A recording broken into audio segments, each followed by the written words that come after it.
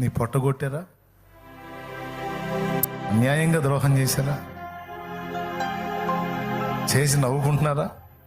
నీకు అన్యాయం చేసి నవ్వనే నవ్వనే నవ్వనే.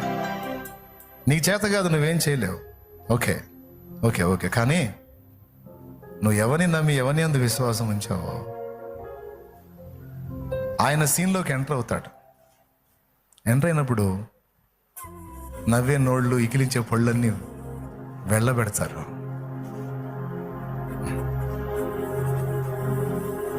గుంట త్రవ్వువాడే గుంటలో పడతాడు. నీకైతే నీ దేవుడు తోడుగా ఉన్నాడు. ఏ విషయంలో నలగొట్టబడ్డావో, ఏ విషయంలో వేదన పడుతున్నావు, ఈ మధ్యాహ్నం వేళ దేవుడు నీతో స్ట్రైట్గా మాట్లాడుతున్నాడు. నేనున్నాను, నేను నిన్ను చూస్తున్నానని నీవు నన్ను నమ్మిన ఎడల నెమ్మది కలిగి ధైర్యంగా ఉండవు. నేను ఒక నూతన క్రియ చేయబోతున్నాను. ఆ క్రియ నువ్వు చూసినప్పుడు నువ్వు విభ్రాంతి నందుతావు, నీ చుట్టూ ఉన్న వాళ్ళు కూడా విభ్రాంతి నందుతారు.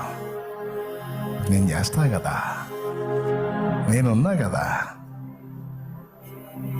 మనుషులు కాదు మాట తప్పటానికి, నా దేవుడు. ఈ జీవితంలో ఎన్ని అనుభవాలు ఇలాంటి, ఒకటి కాదు రెండు